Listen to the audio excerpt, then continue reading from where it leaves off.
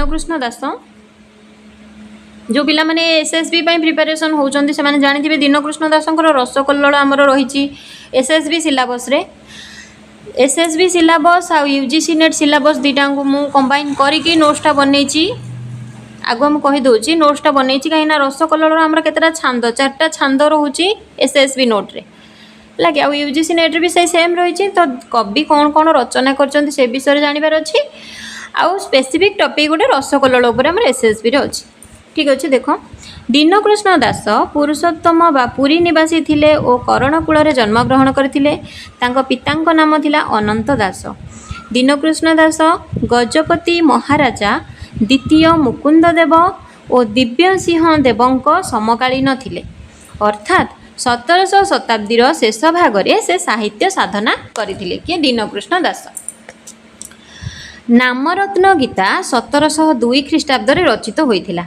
अष्टादश शताब्दीर भक्त कवि रामदास तांकर द्राढ़ता भक्ति रे दीनकृष्ण चरित स्थानित करिसेंती केतेकंग मतरे दुई जन दीनकृष्ण काव्य कविता रचना करुथिले केतेक आमर आलोचक समालोचक माने मत प्रदान करती जे आमर ये जो काव्य कविता बा ओडिया साहित्य जगत रे जदि देखिबा दुई जन दीनकृष्ण अछंती बोली केतेक मत प्रदान करती मात्र कवि भाबरे अन्यून 12 जन दीनकृष्ण बा कृष्ण दास जदि देखिबा कवि भाबरे आम ओडिया साहित्य को 12 जन दीनकृष्ण बा कृष्ण दास प्राचीन ओडिया साहित्य रे परिचित थिबा कथा डॉक्टर कृष्णचरण साहू मत दियंती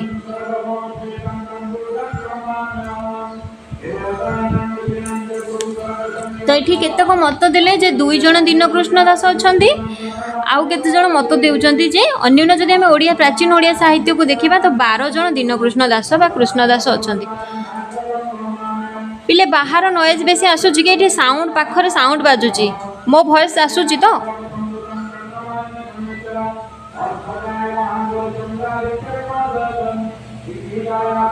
ठीक अछि तो ये देख डॉक्टर आर्तवल्लभ महांती रस विनोदकार तथा रसकल्लोलकार दीनकृष्ण को एक व्यक्ति भाव में ग्रहण करिसेंती तो ये जदि देखिबा आमे जो पूर्वर देखिले कौन ना केतक आमर आलोचक समालोचक मत दियंती जे दुई जन दीनकृष्ण दास काव्य कविता रचना करिसेंती एवं जदि कवि भाव में देखिबा आमर 12 जन दीनकृष्ण बा कृष्ण दास आमर ओडिया प्राचीन ओडिया साहित्य विभाग रे देखा जांती तो डॉक्टर आर्तवल्लभ महांती रस विनोदकार तथा रसकल्लोलकार रस विनोद और रसकल्लोल ये जो दुईटा काव्य अच्छी आपको रचना करथिबा दीनकृष्ण को से गोटे व्यक्ति भाव में ग्रहण करिसेंती जे जणे दीनकृष्ण दास ये दुईटा जांक रचना करिसेंती बोली डॉक्टर आर्तवल्लभ महांती मत प्रदान करती मात्र तांको पूर्वरु श्री तारिणी चरण रथ और श्री श्याम सुंदर राजगुरु ए काव्यद्वयर रचयिता दुई जन और उभय दीनकृष्ण नामधारी बोली प्रकाश करुचंती तो ये आर्तवल्लभ महांती कहले जे रस विनोद जी रचना करचंती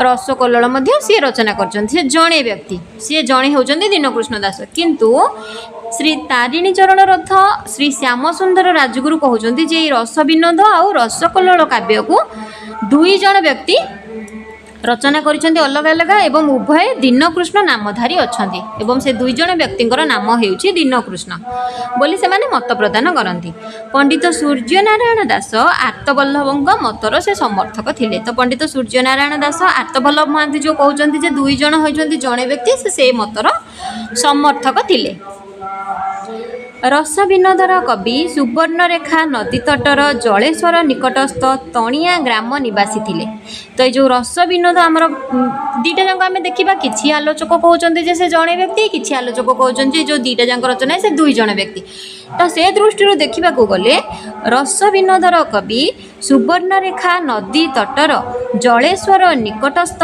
तणिया ग्रामर निवासी थिले तांको पितांक नाम थिला मधुसूदन और जाति थिला राजपूत बा क्षत्रिय ओ आलोच्य दीनकृष्ण पुरी निवासी जो आम रोचे रसकल्लोल जे लिखिं से होती दीनकृष्ण पुरीर निवासी थिले आम आरंभ पढ़िले जे दीनकृष्ण दास पुरुषोत्तम बा पुरी निवासी थिले तांको पितांक नाम थिला अनंत दास तो तांको पितांक नाम हेउछि अनंत दास और जाति करण होइथिबारु उभयंकु दुई स्वतंत्र कवि भाव में ग्रहण करिनेबारे जेपरि जुक्ति रहिछि ଦୁଇ ଜଣଙ୍କ ଗ୍ରନ୍ଥ ରସକଲ୍ଲୋଳ ଓ ରସବିନୋଦ ମଧ୍ୟରେ ଥିବା ବିପୁଳ ସାମଞ୍ଜସ୍ୟ ଦୃଷ୍ଟିରୁ ଏ ଦୁହିଁଙ୍କୁ ଏକ ଓ ଅଭିନ୍ନ କହିବା ପଛରେ ମଧ୍ୟ ସେହିପରି ଯୁକ୍ତି ରହିଛି। ତ ଯଦି ଆମେ ତାଙ୍କର ଜନ୍ମ ସମୟ ମାନେ ରସବିନୋଦ ଗ୍ରନ୍ଥରେ ଯାହା ରଚନା ହେଇଛି, ଯଦି ଆମେ ତାଙ୍କର ଜନ୍ମ ସ୍ଥାନ, ତାଙ୍କର ପିତାଙ୍କର ଆଉ ତାଙ୍କ ଜାତି ବିଷୟରେ ଯଦି ଦେଖିବା, ତାହେଲେ ଦୁଇ ଜଣ ଯେମିତି ଅଲଗା ଅଲଗା ବ୍ୟକ୍ତି ବା ଦୁଇ ଜଣ ଅଲଗା ଅଲଗା ବ୍ୟକ୍ତି ବୋଲି ଯେମିତି ଯୁକ୍ତି ରହୁଛି, କିନ୍ତୁ ଯଦି ରଚନା ଶୈଳୀକୁ ଦେଖିବା, ଦୁଇ ଜଣଙ୍କର ଗ୍ରନ୍ଥ ରସକଲ୍ଲୋଳ ଆଉ ରସବିନୋଦ ମଧ୍ୟରେ ଯେଉଁ ସାମଞ୍ଜସ୍ୟ ରହୁଛି, ଯେଉଁ ରଚନା କରିଛନ୍ତି କାବ୍ୟ, ଯେଉଁ ସାମଞ୍ଜସ୍ୟଟି ରହୁଛି, ସେଥିରୁ ସେମାନେ ଏକ ଏବଂ ଅଭିନ୍ନ ବୋଲି ମଧ୍ୟ ସେମିତି ଯୁକ୍ତି ରହିଛି। ତାପରେ ଦେଖ, ଆର୍ତ୍ତତ୍ରାଣ ଚଉତିଶାକୁ ପ୍ରତିଦିନ ଗରୁଡ଼ ସ୍ତମ୍ଭ ନିକଟରେ ଜଗନ୍ନାଥଙ୍କ ଉଦ୍ଦେଶ୍ୟରେ ଆବୃତ୍ତି କରି ଦୀନକୃଷ୍ଣ ଦାସ କୁଷ୍ଠରୋଗରୁ ମୁକ୍ତି ପାଇଥିଲେ। ଏଇଟା ପ୍ରାୟ ଆସେ ପରୀକ୍ଷାରେ। ଦୀନକୃଷ୍ଣ ଦାସ କୁଷ୍ଠରୋଗରୁ ମୁକ୍ତି ପାଇଥିଲେ, ଆର୍ତ୍ତତ୍ରାଣ ଚଉତିଶାକୁ ସେ ଗରୁଡ଼ ସ୍ତମ୍ଭ ନିକଟରେ ପ୍ରତିଦିନ ଗାନ କରିଥିଲେ ବା ଆବୃତ୍ତି କରିଥିଲେ। ରସକଲ୍ଲୋଳ ଦୀନକୃଷ୍ଣ ଦାସଙ୍କର ହେଉଛି ସର୍ବଶ୍ରେଷ୍ଠ କୃତି। ଏହା 1927 ଖ୍ରୀଷ୍ଟାବ୍ଦରେ ଆର୍ତ୍ତବଲ୍ଲଭ ମହାନ୍ତିଙ୍କ ଦ୍ୱାରା ଶୁଦ୍ଧ ଭାବେ ସମ୍ପାଦିତ ହୋଇ ପ୍ରାଚୀ ସମିତି ଆନୁକୂଲ୍ୟରେ ପ୍ରକାଶ ପାଇଥିଲା। ରସକଲ୍ଲୋଳ କାବ୍ୟଟି ରାଧାକୃଷ୍ଣ ଓ ଗୋପୀକୃଷ୍ଣ ଲୀଳା ଆଧାରିତ।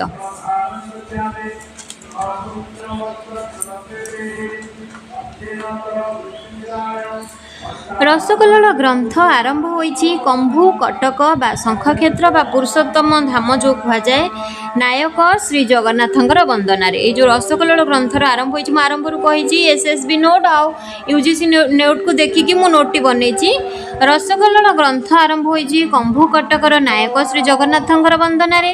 34 ଛାନ୍ଦ ବିଶିଷ୍ଟ ଏହି କାବ୍ୟ କ ଅକ୍ଷର ନିୟମରେ ରଚିତ, ଅର୍ଥାତ୍ ଏହାର ରଚନାରେ କ ଅକ୍ଷରକୁ ପ୍ରତ୍ୟେକ ପଂକ୍ତିର ଆଦ୍ୟରେ ରଖାଯାଇଛି। ତ କ ଆଦ୍ୟ ଅକ୍ଷର ନିୟମରେ ରସକଲ୍ଲୋଳ ରଚନା କରାଯାଇଛି। ସେ କ ଅକ୍ଷର ନିୟମରେ ଯେଉଁ ଲେଖାଯାଇଛି, ପରବର୍ତ୍ତୀ ସମୟରେ ଆମର ଆଲୋଚକ ସମାଲୋଚକ ମଧ୍ୟରେ ଯୁକ୍ତି ମଧ୍ୟ ହୋଇଥିଲା ଯେ ଯଦି କାବ୍ୟର ପ୍ରତ୍ୟେକ ପଂକ୍ତିର ଆରମ୍ଭରେ କ ରହୁଛି, କିନ୍ତୁ ନାମକରଣରେ କାହିଁକି ଏମିତି ଭିନ୍ନତା ଦେଖାଯାଉଛି, ରସକଲ୍ଲୋଳ ନ ହେଇକି କଲ୍ଲୋଳ ରସ ହେବାର ଥିଲା ବୋଲି ସେମିତି ମଧ୍ୟ ଯୁକ୍ତି ରହିଥିଲା।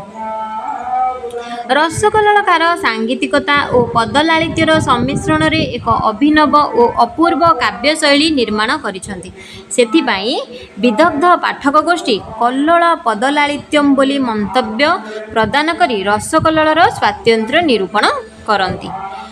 ସୁବର୍ଣ୍ଣରେଖା ନଦୀ ତୀରବର୍ତ୍ତୀ ଜଳେଶ୍ୱରର ଦୀନକୃଷ୍ଣ ରସବିନୋଦ ଗ୍ରନ୍ଥର ରଚୟିତା। ତ ଆମେ ପୂର୍ବରୁ ଆମେ ପଢ଼ିଛେ ଯେଉଁ ଯୁକ୍ତି ରହିଛି, ଦୁଇ ଜଣ ଯେଉଁ ଦୁଇଟା ଗ୍ରନ୍ଥ କେହି କୁହନ୍ତି ଜଣେ ଲେଖିଛନ୍ତି, କେହି କହୁଛନ୍ତି ଦୁଇ ଜଣ ଲେଖିଛନ୍ତି। ତ ସୁବର୍ଣ୍ଣରେଖା ନଦୀ ତୀରବର୍ତ୍ତୀ ଜଳେଶ୍ୱରର ଦୀନକୃଷ୍ଣ ସେ ରସବିନୋଦ ଗ୍ରନ୍ଥର ରଚୟିତା। ଏହି ଗ୍ରନ୍ଥ ରଚିତ ହେବା ପୂର୍ବରୁ ତାଙ୍କ ଦ୍ୱାରା ରଚିତ ଗ୍ରନ୍ଥଗୁଡ଼ିକର ନାମୋଲ୍ଲେଖ ରହିଛି ଏହି ଗ୍ରନ୍ଥର ଅବତରଣିକାରେ। ତ ଏହି ଗ୍ରନ୍ଥ ରଚିତ ହେବା ପୂର୍ବରୁ ସେ ଆଉ କ'ଣ କ'ଣ ଗ୍ରନ୍ଥ ରଚନା କରିଛନ୍ତି, ସେଗୁଡ଼ିକ ହେଉଛି ଗୁଣସାଗର, ରସ ସମୁଦ୍ର, ସଂସାର ବୋଧନ, ଅମୃତ ସାଗର, ମୁକ୍ତି ସାଗର, କଳିଯୁଗ ଶାସ୍ତ୍ର, ପ୍ରସ୍ତାବ ସାଗର,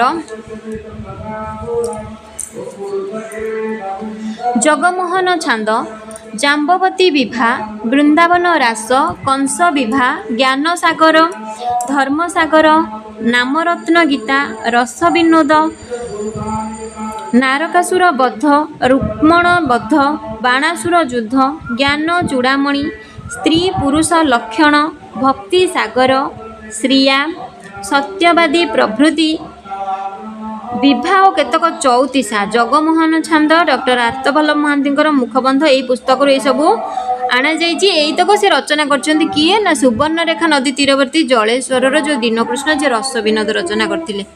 ଏତଦ୍ ବ୍ୟତୀତ ରସକଲ୍ଲୋଳ, ପ୍ରସ୍ତାବ ସିନ୍ଧୁ, ନାବକେଳି, ଭୂତକେଳି, ଅଳଙ୍କାର ବୋଲି, ମଧୁମଙ୍ଗଳ,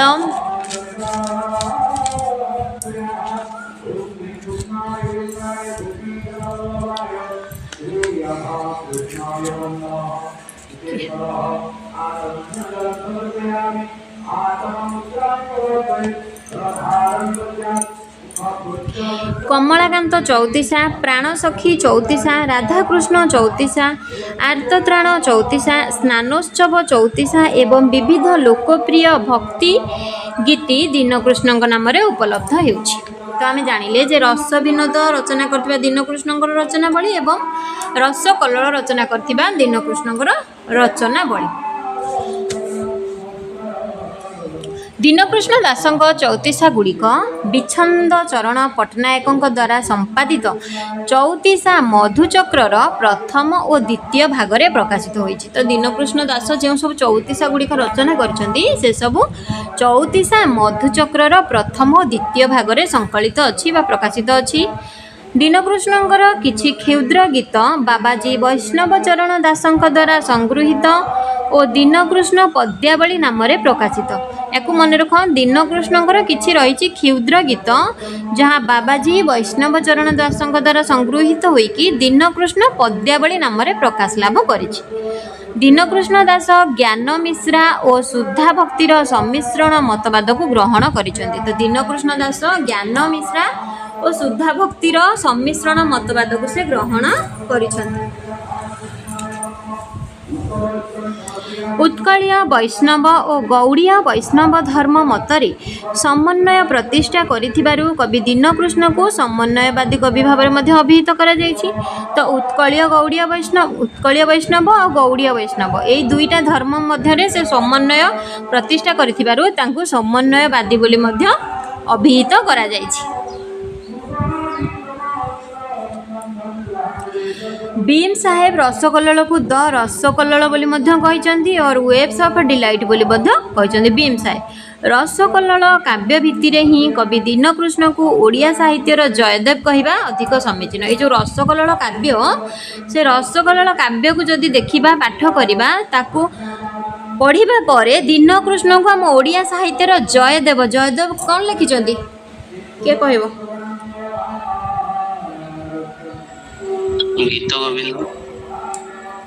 ତ ତା ସହିତ ଆମର ତୁଳନା କରିଛନ୍ତି ବା ଓଡ଼ିଆ ସାହିତ୍ୟର ଜୟଦେବ ବୋଲି ମଧ୍ୟ ଦୀନକୃଷ୍ଣଙ୍କୁ କହିବା ଅଧିକ ସମୀଚୀନ ମନେ ହୁଏ।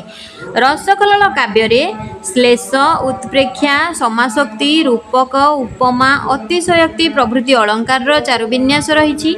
ପ୍ରଫେସର ବୃନ୍ଦାବନ ଚନ୍ଦ୍ର ଆଚାର୍ଯ୍ୟ କହିଛନ୍ତି କବିଙ୍କର ରସକଲ୍ଲୋଳ କାବ୍ୟ ଯଥାର୍ଥରେ ଓଡ଼ିଆ ରୀତିଯୁଗୀୟ କାବ୍ୟଶିଳ୍ପୀର ଏକ ସୁମଧୁର ଝରଣା।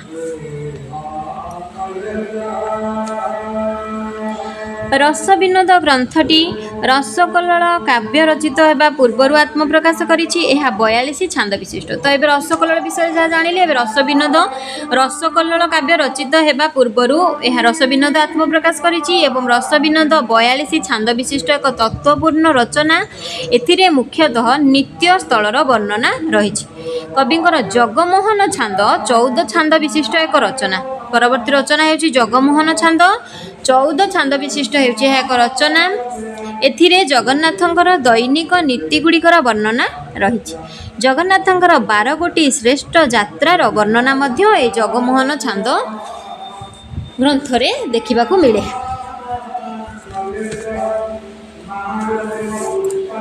ତାପରେ ଦେଖ, ଦୀନକୃଷ୍ଣଙ୍କର ଅନ୍ୟତମ କୃତି ହେଉଛି ପ୍ରସ୍ତାବ ସିନ୍ଧୁ।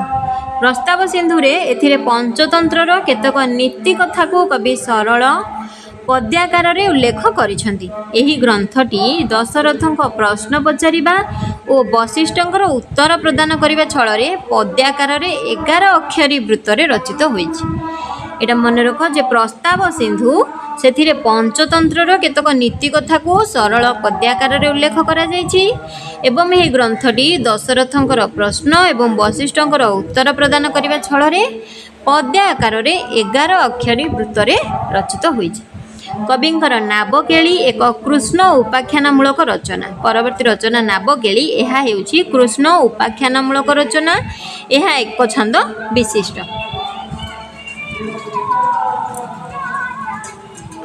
ଦୀନକୃଷ୍ଣଙ୍କର ଭକ୍ତିମୂଳକ ଗୀତିକା ଯଦି ଦେଖିବା, ଦୀନକୃଷ୍ଣଙ୍କର ଭକ୍ତିମୂଳକ ଗୀତିକା କ'ଣ କ'ଣ ରହୁଛି?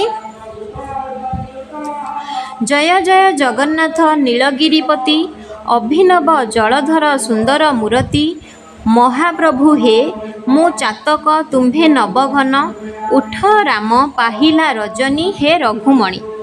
ଏ ହେଉଛି ଭକ୍ତିମୂଳକ ଗୀତିକା। ରଙ୍ଗଲାଲ ତାଙ୍କ ସମୀକ୍ଷା ପ୍ରବନ୍ଧ ଦୀନକୃଷ୍ଣ ଦାସର ଶେଷରେ ରସକଲ୍ଲୋଳ କାବ୍ୟ 16 ଛାନ୍ଦରେ ବର୍ଣ୍ଣିତ ବର୍ଷା ଋତୁର କେତେକ ପଦ୍ୟର ବଙ୍ଗାନୁବାଦ ଦେଇଛନ୍ତି। ରସକଲ୍ଲୋଳରେ ଦୀନକୃଷ୍ଣଙ୍କର କବିତ୍ୱ ସମୀକ୍ଷା କରିବାରେ ଆଦି ସମୀକ୍ଷକ ହେଉଛନ୍ତି ରଙ୍ଗଲାଲ। ଦରକାର ନାହିଁ।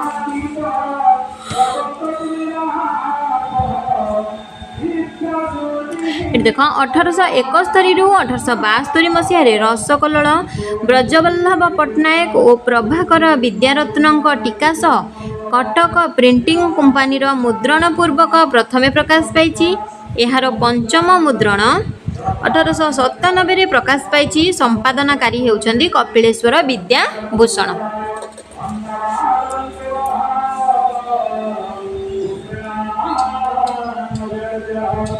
ଦୀନକୃଷ୍ଣଙ୍କ ରସକଲ୍ଲୋଳ କାବ୍ୟ ସପ୍ତଦଶ ଶତାବ୍ଦୀର ରଚନା ଏବଂ ଦୀନକୃଷ୍ଣ ଦାସଙ୍କୁ ହଣ୍ଟର ସାହେବ କରଣ ବୈଷ୍ଣବ ବୋଲି ମଧ୍ୟ କହିଛନ୍ତି।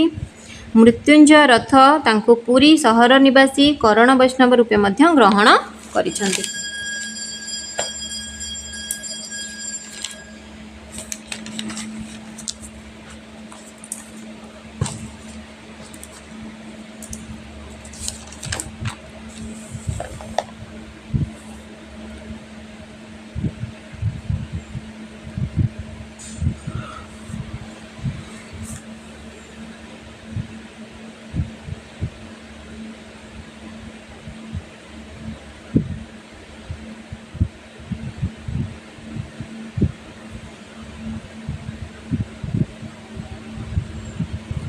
ଏଠି ଦେଖ ମାଘ ମାହାତ୍ମ୍ୟ ଓ ଯମ ପୁରାଣ ଗ୍ରନ୍ଥର ରଚୟିତା ହେଉଛନ୍ତି ଦୀନକୃଷ୍ଣ ଦାସ। ସେ ନିଜକୁ ନୃସିଂହ ଦାସଙ୍କ ପୁତ୍ର ରୂପେ ବର୍ଣ୍ଣନା କରିଛନ୍ତି ବା କହିଛନ୍ତି।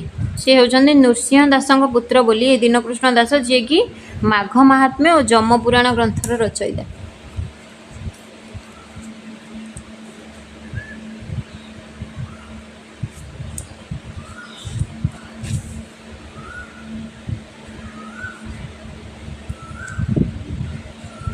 ଯଦି ରଚନା ଶୈଳୀକୁ ଆମେ ଦେଖିବା, ଦୀନକୃଷ୍ଣ ଦାସ ଯେଉଁ ରସ ବିନୋଦ ରଚନା କରିଥିଲେ, ରସ ବିନୋଦର ଶେଷ ଅଧ୍ୟାୟରେ ସେ ନିଜେ ଲେଖିଛନ୍ତି ଯେ ସେ ଜଳେଶ୍ୱରରୁ ପୁରୀ ଧାମକୁ ଆସିଥିଲେ ବୋଲି। ତ ଯଦି ଆମେ ଦେଖିବା ରଚନା ଶୈଳୀକୁ ଲାଗୁଛି ଯେ ଦୁଇ ଜଣ ହେଉଛନ୍ତି ଜଣେ, କିନ୍ତୁ ଯଦି ତାଙ୍କର ସମୟକୁ ଦେଖିବା ଜଣେ ଜଳେଶ୍ୱରରେ ଥିଲେ ଜଣେ ପୁରୀରେ ଥିଲେ, ଏଇ ଟାଇପ୍ର ଯଦି ଦେଖିବା କିଛି ଆଲୋଚକ ସମାଲୋଚକ କହୁଛନ୍ତି ଯେ ସେମାନେ ଦୁଇ ଜଣ।